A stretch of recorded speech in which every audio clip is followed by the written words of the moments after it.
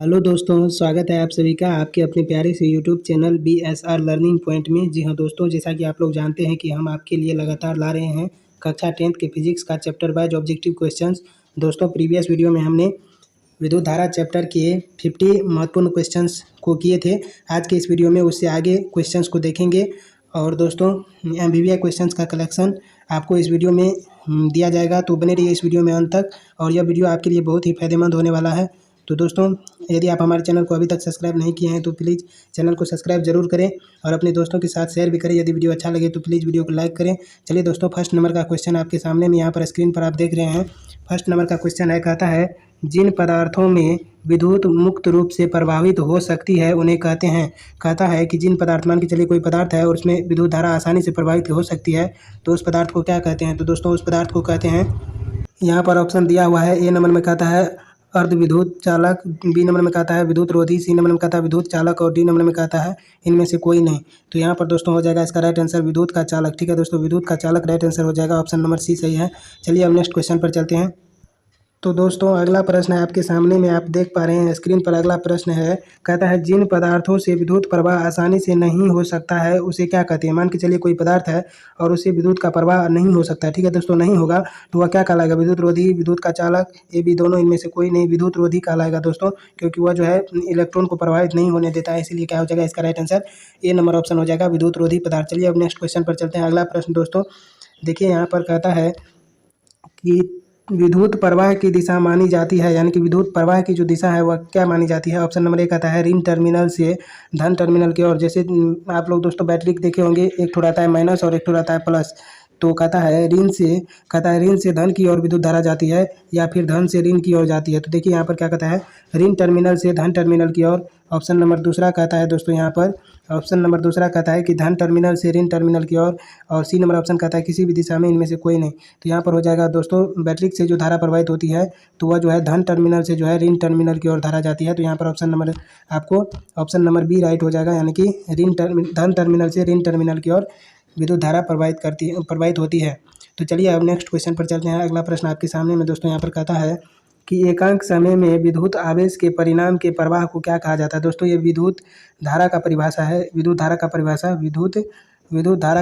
है ये कि एकांक समय में विद्युत आवेश के प्रवाह को क्या कहा जाता है, प्रवाह को क्या कहा जाता है। तो विद्युत धारा कहा जाता है, यानी कि ऑप्शन नंबर सी सही हो जाएगा।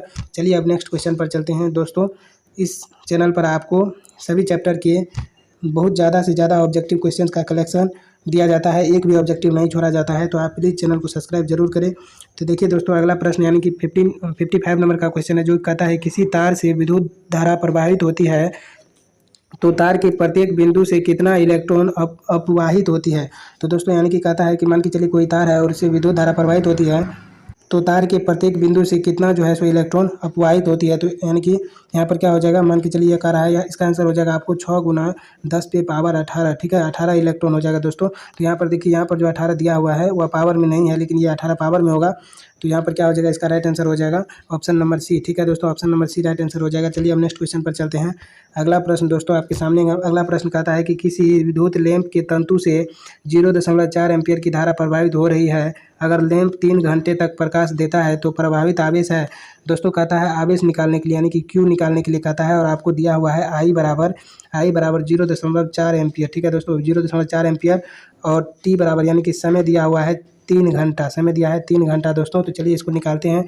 तो आप जानते हैं कि क्यू बराबर जो सूत्र होता है, क्यू बराबर सूत्र होता है आई गुना टी।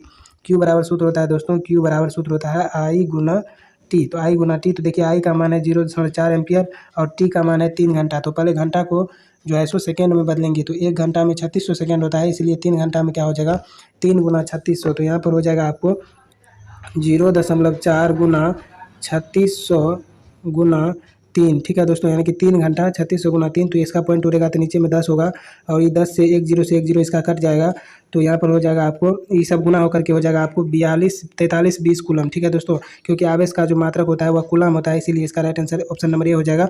ऊपर जब गुना कीजिएगा सबको तो 43 कूलम आएगा आंसर, यानी कि ऑप्शन नंबर ए सही है। चलिए अब नेक्स्ट क्वेश्चन पर चलते हैं। अगला प्रश्न आपके सामने में, अगला प्रश्न कहता है दोस्तों कि किसी विद्युत परिपथ में परिपथ के प्रतिरोध को परिवर्तित करने के लिए किस युक्ति का प्रयोग किया जाता है? यानी कि प्रतिरोध को जो है परिवर्तित करने के लिए, बदलने के लिए धारा नियंत्रक का उपयोग किया जाता है। तो ऑप्शन नंबर ए सही हो जाएगा, धारा नियंत्रक, ऑप्शन नंबर ए सही हो जाएगा।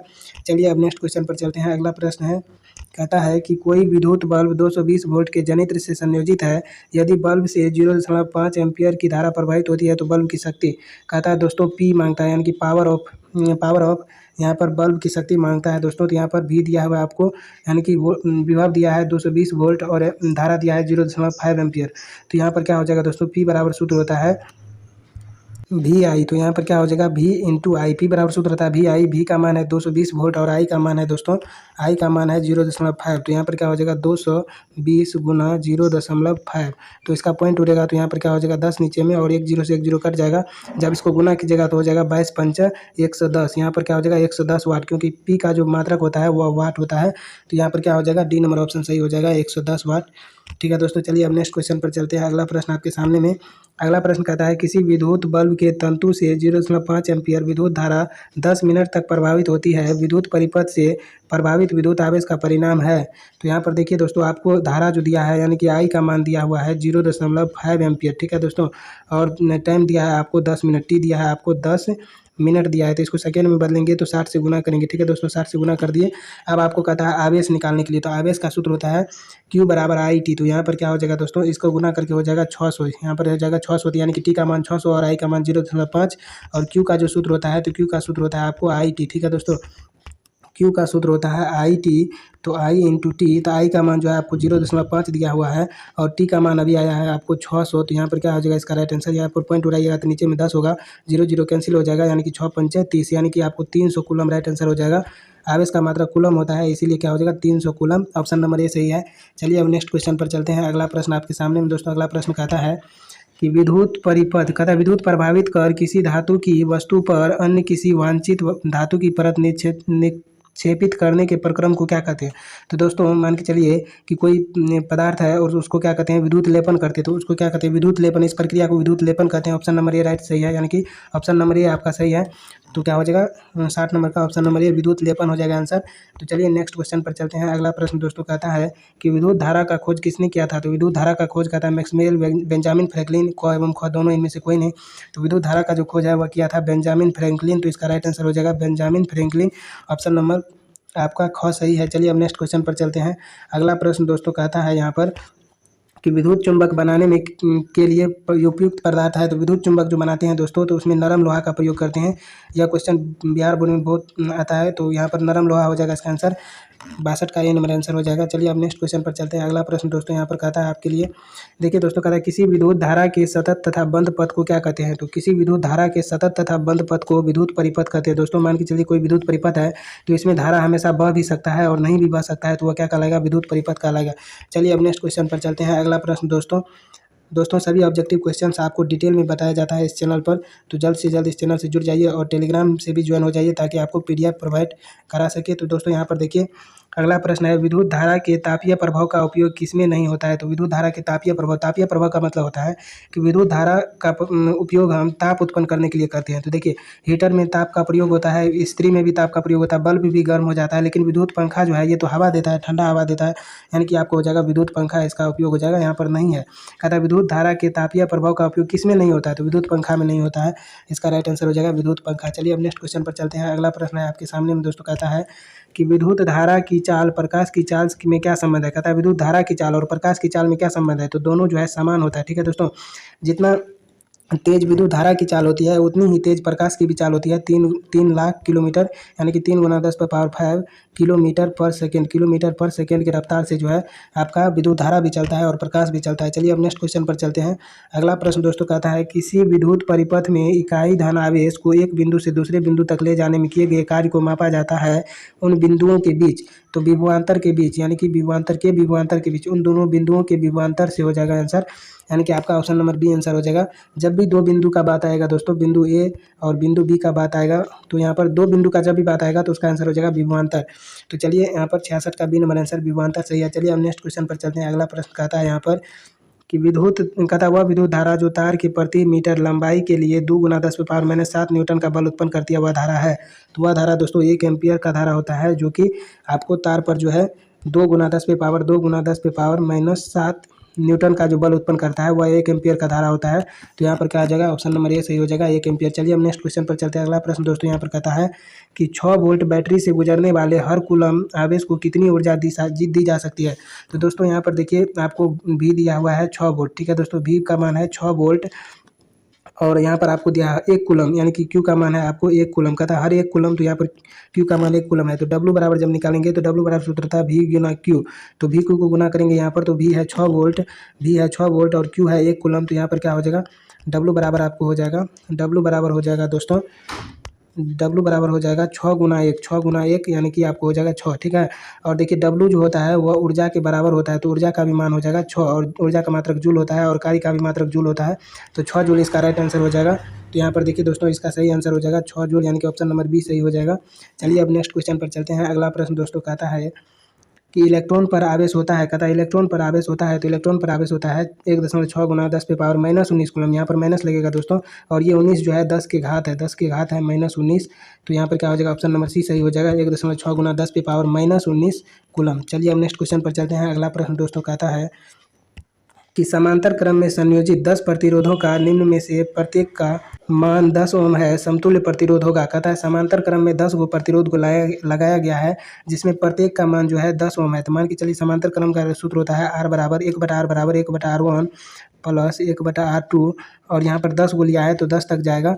तो यहाँ पर क्या हो जाएगा दोस्तों, इसका राइट आंसर हो जाएगा, मान के चलिए जब लघुत्तम लेगा तो यहाँ पर क्या हो जाएगा 10/10 हो जाएगा, ठीक है दोस्तों, क्योंकि सबके नीचे में तो 10 रहेगा और 10 बार 1 को जोड़ेंगे तो 10 होगा, यहाँ पर 10 कट के 1 मरतबा कटेगा, तो यानी कि आर का जो मान हो जाएगा 1 ओम हो जाएगा, ठीक है दोस्तों, आर का मान 1 ओम हो जाएगा। तो इसका right answer C number option 1 ohm हो जाएगा। चलिए अब नेक्स्ट क्वेश्चन पर चलते हैं। अगला प्रश्न दोस्तों कहता है, अगला प्रश्न, अगर बैटरी से केवल प्रतिरोधकों के एक समूह को संयोजित है स्रोत की ऊर्जा निरंतर रूप से किस ऊर्जा में परिवर्तित होगी। मान के चलिए कोई बैटरी है और उसमें प्रतिरोधकों का मतलब होता है कि जिससे विद्युत धारा प्रभावित आसानी से नहीं होता है, ठीक है दोस्तों, तो उसका प्रतिरोध जैसे मान के चलिए कोई लकड़ी है तो लकड़ी से विद्युत धारा प्रभावित नहीं होती है, और मान के चलिए कोई ऐसा पदार्थ जिससे विद्युत धारा प्रभावित होने में बहुत कठिनाई होती है, ठीक है दोस्तों, तो वहाँ पर क्या हो जाएगा, तापीय ऊर्जा में परिवर्तित हो जाएगा। जैसे मान के चलिए नाइक्रोम की प्रतिरोधकता अधिक होती है और जब इसे विद्युत धारा को प्रभावित किया जाता है तो यह काफ़ी गर्म हो जाता है दोस्तों, तो क्या हो जाता है, ताप उत्पन्न हो जाता है, तो यहाँ पर क्या हो जाएगा, तापीय ऊर्जा में परिवर्तित हो जाती है। 71 का बी नंबर ऑप्शन सही हो जाएगा, तापीय ऊर्जा में। चलिए अब नेक्स्ट क्वेश्चन पर चलते हैं। अगला प्रश्न दोस्तों आपके सामने में कहता है, धातुओं तथा मिश्र धातुओं की प्रतिरोधकता बहुत कम होती है जिसका परिसर है, तो इसका परिसर यानी कि इसके बीच में इसका बीच का रेंज कितना है। परिसर का मतलब होता है रेंज, ठीक है दोस्तों, रेंज होता है परिसर का मतलब। तो यहाँ पर क्या हो जाएगा, 10 पे पावर, यहाँ पर 82 है लेकिन 82 नहीं होगा, यहाँ पर आपको दिखा देते हैं कितना होगा, यहाँ पर हो जाएगा 10 पे पावर -8 ओम मीटर, ठीक है दोस्तों, 10 पे पावर -8 ओम मीटर से 10 पे पावर -6 ओम मीटर तक हो जाएगा, ठीक है दोस्तों। ओम मीटर यहाँ पर 2 नहीं होगा दोस्तों, ओम मीटर। तो चलिए ऑप्शन नंबर ए इसका राइट सही हो जाएगा, यानी कि 10 पे पावर -8 ओम मीटर से 10 पे पावर -6 ओम मीटर के बीच में इसका परिसर हो जाएगा, ठीक है दोस्तों। तो चलिए हम नेक्स्ट क्वेश्चन पर चलते हैं। अगला प्रश्न है दोस्तों, यहाँ पर आप देख रहे हैं, अगला प्रश्न है आपके लिए कि यहाँ पर कहता है कि अर्धचालक का ताप बढ़ाने पर उसका प्रतिरोध क्या होता है। अर्धचालक का ताप बढ़ाने पर उसका प्रतिरोध जो है तो दोस्तों घटता है। अर्धचालक का जब ताप बढ़ाएंगे तो प्रतिरोध क्या हो जाएगा, घटेगा। जब ताप यानी कि टेम्परेचर बढ़ाएंगे तो प्रतिरोध का मान क्या हो जाएगा, घटेगा, इंक्रीज होगा, यानी कि डिक्रीज होगा। जब ताप को इंक्रीज करेंगे तो प्रतिरोध का मान डिक्रीज हो जाएगा, यानी कि घटेगा। अर्धचालक का ताप बढ़ाने पर उसका प्रतिरोध घटता है। चलिए अब नेक्स्ट क्वेश्चन पर चलते हैं। अगला प्रश्न कहता है, यदि चांदी के तार का ताप बढ़ाया जाए तो उसका प्रतिरोध क्या होगा। उसका प्रतिरोध जो है बढ़ेगा, क्योंकि चांदी जो है एक चालक है, चालक का ताप बढ़ाते हैं तो प्रतिरोध भी क्या होता है, बढ़ता है। तो यहाँ पर क्या हो जाएगा, बढ़ेगा, ठीक है। चांदी के तार का ताप बढ़ाया जाए तो उसका प्रतिरोध क्या हो जाएगा, बढ़ेगा। इसका ऑप्शन नंबर ए सही हो जाएगा। चलिए अब नेक्स्ट क्वेश्चन पर चलते हैं। कहता है दोस्तों यहाँ पर, यदि R1 तथा R2 दो प्रतिरोध समांतर क्रम में जुड़े हैं तो उसका समतुल्य प्रतिरोध कितना होगा। जब प्रतिरोध समांतर क्रम में जुड़ा रहता है, यानी कि 1/R1 दोस्तों यहाँ पर हो जाएगा 1/R1 प्लस 1/R2, इस तरह से जब प्रतिरोध जुड़ा रहता है तो तुल्य प्रतिरोध का जो मान होता है सभी प्रतिरोध से कम होता है, ठीक है दोस्तों। तो यहाँ पर ऑप्शन नंबर सी हो जाएगा, सभी प्रतिरोध से कम, तो ऑप्शन नंबर सी सही हो जाएगा। चलिए अब नेक्स्ट क्वेश्चन पर चलते हैं। अगला प्रश्न है दोस्तों, कहता है, यहाँ पर आप देख रहे हैं, यहाँ पर देखिए दोस्तों, कहता है यदि 4 समान प्रतिरोध को, यानी कि चारों प्रतिरोध क्या है, समान है और उसको श्रेणी क्रम में जोड़ा जाता है तो उनका तुल्य प्रतिरोध 20 ओम होता है। तो प्रत्येक प्रतिरोध का मान क्या होगा। मान के चलिए श्रेणी क्रम का सूत्र होता है R, इस तरह से मान के चलिए 4 गो प्रतिरोध है और इसका जो वैल्यू है यानी कि टोटल का जो वैल्यू है वह है 20 ओम। तो कितना कितना प्रतिरोध जुड़ा होगा, तो 5 ओम का 4 गो प्रतिरोध जुड़ा होगा, 5 ओम का 4 गो प्रतिरोध जुड़ा होगा तब तो 20 ओम हुआ आंसर। तो यहाँ पर क्या हो जाएगा दोस्तों, 5 ओम इसका राइट आंसर हो जाएगा। ऑप्शन नंबर ए सही है, 5 ओम। ठीक है, चलिए अब नेक्स्ट क्वेश्चन पर चलते हैं। अगला प्रश्न है दोस्तों आपके सामने में। अगला प्रश्न देखिए, कहता है धातुओं में धारावाहक होते हैं। तो धातु में जो है धारावाहक क्या होते हैं, मुक्त इलेक्ट्रॉन होते हैं। मुक्त इलेक्ट्रॉन, तो दोस्तों यहाँ पर क्या हो जाएगा, मुक्त इलेक्ट्रॉन। चलिए अब नेक्स्ट क्वेश्चन पर चलते हैं। अगला प्रश्न है दोस्तों आपके सामने में, कहता है कि एक बल्ब से 1 मिनट में 20 कूलम आवेश प्रभावित हो रहा है। ठीक है दोस्तों, तो विद्युत धारा का मान ज्ञात कीजिए। तो देखिए यहाँ पर क्या है कि आपको आवेश यानी कि क्यू दिया हुआ है आपको 120 कूलम। ठीक है, कूलम दिया हुआ है और समय दिया हुआ है टी बराबर 1 मिनट में 60 सेकेंड होता है, इसीलिए 60 सेकेंड। तो आपको निकालना है धारा। तो आई बराबर सूत्र होता है क्यू बटे टी। तो जब क्यू में टी से भाग देंगे यानी कि क्यू में टी से भाग देंगे तो 2 मरतबे कटेगा, यानी कि आपको इसका आंसर हो जाएगा 2 एम्पियर। ठीक है दोस्तों, 2 एम्पियर इसका सही आंसर हो जाएगा। Option number B 2 ampere. चलिए अब नेक्स्ट क्वेश्चन पर चलते हैं। अगला प्रश्न दोस्तों कहता है कि किस उपकरण में धन प्लस और ऋण माइनस का चिन्ह नहीं होता है। तो वह कौन सा उपकरण होता है जिसमें प्लस और माइनस का चिन्ह नहीं होता है, तो वह कुंडली होता है दोस्तों। तो यहाँ पर राइट आंसर कुंडली हो जाएगा।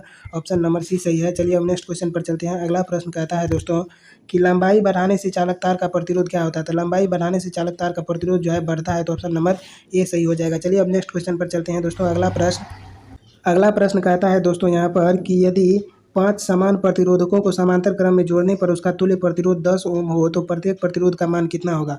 तो दोस्तों समांतर क्रम का जो सूत्र होता है वह होता है 1/r बराबर 1/r1 प्लस 1/r2 यानी कि 1/r2। ठीक है दोस्तों, R2 इस तरह से सूत्र होता है। तो कहता है कि उसका टोटल जो प्रतिरोध होता है वह कितना हो, 10 ओम हो। 10 ओम हो तो ऐसा कितना, तो देखिए वह 5 समान प्रतिरोध यदि आप 50 लीजिएगा, जैसे R1 का वैल्यू, R2 का वैल्यू और R3 R4 और R5 सभी का वैल्यू 50 ओम लीजिएगा तो आपको तुल्य प्रतिरोध 10 ओम निकलेगा। ठीक है, तो यहाँ पर क्या हो जाएगा, राइट आंसर 50 ओम इसका सही आंसर ऑप्शन नंबर ए हो जाएगा। चलिए अब नेक्स्ट क्वेश्चन पर चलते हैं। अगला प्रश्न कहता है दोस्तों यहाँ पर कि समांतर क्रम में संयोजित प्रतिरोधकों की संख्या घटने के उपरांत संयोजित प्रतिरोध का कुल प्रतिरोध होता है। तो यहाँ पर क्या हो जाएगा दोस्तों, कहता है कि जैसे मान के चलिए 1/r बराबर सूत्र होता है 1/r1 प्लस 1/r2 और इसमें ढेर सारा होता है। तो मान के चलिए कोई एक जो है इसमें से छट जाएगा। ठीक है दोस्तों, तो समतुल्य प्रतिरोध क्या होगा, तो समतुल्य प्रतिरोध क्या हो जाएगा, बढ़ेगा। तो इसका right answer option number A हो जाएगा, बढ़ता है। चलिए अब नेक्स्ट क्वेश्चन पर चलते हैं। अगला प्रश्न कहता है दोस्तों कि 20 डिग्री सेल्सियस पर सिल्वर का विद्युत प्रतिरोधकता है। तो 20 डिग्री सेल्सियस पर जो सिल्वर का विद्युत प्रतिरोधकता होता है वह होता है 1.6 गुना 10⁻⁻8 ओम मीटर, क्योंकि प्रतिरोधकता का सही मात्रक ओम मीटर होता है, इसलिए 1.6 गुना 10⁻⁻8 ओम मीटर हो जाएगा, डी नंबर ऑप्शन।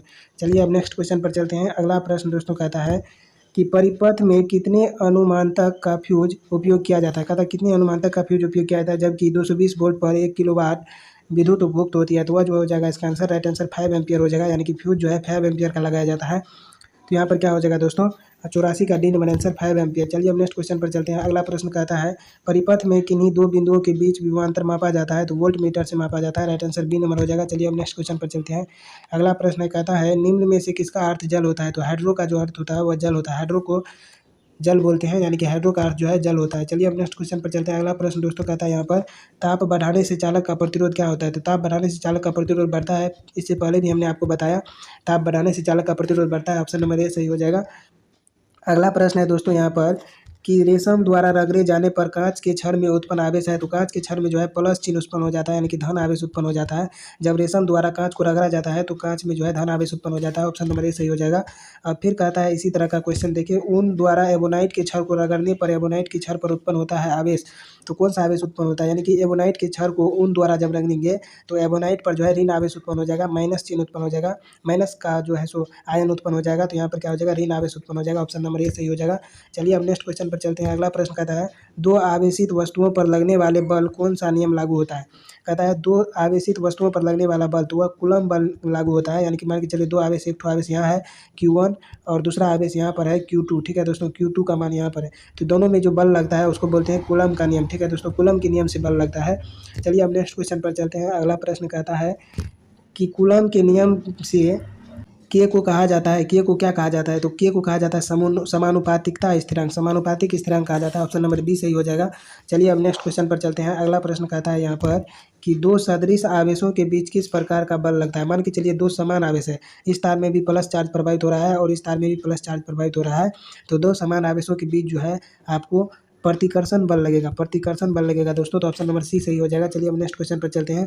अगला प्रश्न कहता है यहाँ पर दो विजातीय आवेशों के बीच किस प्रकार का बल लगता है। जैसे मान के चलिए दो तार है और एक में माइनस धारा जा रहा है और एक में प्लस धारा जा रहा है, तो इन दोनों के बीच जो है आकर्षण होगा। ठीक है दोस्तों, आकर्षण बल उत्पन्न होगा, यानी कि एक दूसरे को ये आकर्षित करेगा। तो ऑप्शन नंबर ए सही हो जाएगा। चलिए हम नेक्स्ट क्वेश्चन पर चलते हैं। अगला प्रश्न है यहाँ पर, कहता है कि क्या प्रोटॉन आवेश प्रक्रम में भाग लेता है। प्रश्न कहता है क्या प्रोटॉन आवेशन प्रक्रम में भाग लेता है, यानी कि प्रोटॉन पर प्लस चार्ज होता है, यह जो है आवेशन प्रक्रम में भाग लेता है जाने आने में। तो यहाँ पर क्या हो जाएगा, नहीं। इसका आंसर हो जाएगा नहीं, यानी कि ऑप्शन नंबर ए हो जाएगा। इसका सही आंसर नहीं लेता है। ठीक है दोस्तों, चलिए अब नेक्स्ट क्वेश्चन पर चलते हैं। अगला प्रश्न है दोस्तों, कहता है जो कि 95 नंबर का क्वेश्चन है। यहाँ पर देखिए, कहता है रासायनिक ऊर्जा का कुछ भाग खर्च होता है। तो रासायनिक ऊर्जा का जो कुछ भाग होता है वह यांत्रिक ऊर्जा में खर्च हो जाता है, यानी कि ऑप्शन नंबर ए सही हो जाएगा, यांत्रिक ऊर्जा। तो दोस्तों चलिए नेक्स्ट क्वेश्चन पर चलते हैं। अगला प्रश्न यहाँ पर आपके सामने में कहता है विभवांतर किसमें गति प्रदान करने का काम करता है। विभवांतर यानी कि भी जो है किसमें गति प्रदान करता है, प्रोटॉन में, इलेक्ट्रॉन में, न्यूट्रॉन में, धारा में। तो इलेक्ट्रॉन में गति प्रदान करता है, तभी तो धारा बहता है। तो यहाँ पर क्या हो जाएगा, इलेक्ट्रॉन में। इसका right answer B number option electron हो जाएगा। चलिए अब नेक्स्ट क्वेश्चन पर चलते हैं। अगला प्रश्न है दोस्तों आपके सामने में। अगला प्रश्न कहता है सेल के भीतर होने वाली रासायनिक अभिक्रिया सेल के दो टर्मिनलों के बीच उत्पन्न होता है, यानी कि सेल बोलते हैं बैटरी को, और बैटरी के भीतर जो रासायनिक अभिक्रिया होती है उसमें दो टर्मिनल, हमने बोला कि दो टर्मिनल का जब भी बात होगा या दो बिंदु की बात होगा तो उसमें विभवांतर उसका आंसर होगा। तो यहाँ पर क्या हो जाएगा, ऑप्शन नंबर ए सही है, विभवांतर। तो इस प्रश्न का ऑप्शन नंबर ए विभवांतर सही है। चलिए हम नेक्स्ट प्रश्न पे चलते हैं। अगला प्रश्न दोस्तों कहता है यहाँ पर किसी चालक से प्रभावित धारा के लिए ओम का नियम लागू होता है। तो ओम का नियम कहता है लागू जब चालक का ताप अचर रहता है, जब चालक का ताप चर रहता है, जब चालक के सिरों के बीच विभवांतर अचर रहता है, और जब चालक के सिरों के बीच विभवांतर जो है चर रहता है। तो इसका राइट आंसर हो जाएगा दोस्तों ए नंबर ऑप्शन, जब चालक के ताप जो है अचर रहता है तब जो है ओम का नियम लागू होता है। चलिए अब नेक्स्ट क्वेश्चन पर चलते हैं। अगला प्रश्न दोस्तों 99 नंबर का क्वेश्चन जो कर रहा है यहाँ पर, शुष्क कागज का प्रतिरोध होता है, यानी कि प्रतिरोधकता का जो मात्रक होता है वह होता है ओम मीटर। तो यहाँ पर देखिए सब में ओम मीटर लगा हुआ है, तो इसका राइट आंसर हो जाएगा 10 पे पावर 12 ओम मीटर। ठीक है दोस्तों, 10 पे पावर 12 ओम मीटर। यहाँ पर 10 पे पावर घात होगा 12, यहाँ पर 12 नीचे में दे दिया 10 से 12, लेकिन 10 से 12 नहीं होगा, 10 पे पावर 12 होगा ओम मीटर। तो इसका right answer option number C हो जाएगा।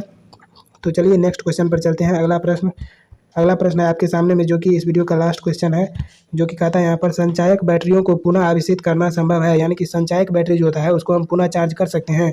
तो संचायक बैटरी को पुनः चार्ज कर सकते हैं, यहाँ पर इसका आंसर बी हो जाएगा हाँ। तो दोस्तों आज के इस वीडियो में हमने 50 MBBS क्वेश्चन किया, और प्रीवियस वीडियो में हमने 50 किया था, तो टोटल मिलाकर 100 क्वेश्चन हो गया। और ऐसे आगे और भी क्वेश्चंस बाकी है, तो अगले वीडियो में लेकर के आएंगे। यदि आपको वीडियो अच्छा लगा तो प्लीज़ वीडियो को लाइक कीजिए, अपने दोस्तों के साथ शेयर कीजिए, और इस चैनल से बने रहिए। और यदि आप इस चैनल को अभी तक सब्सक्राइब नहीं किया है तो प्लीज़ इस चैनल को सब्सक्राइब जरूर करें। तो मिलेंगे नेक्स्ट वीडियो में, तब तक के लिए thank you so much, take care, जय हिंद, जय भारत।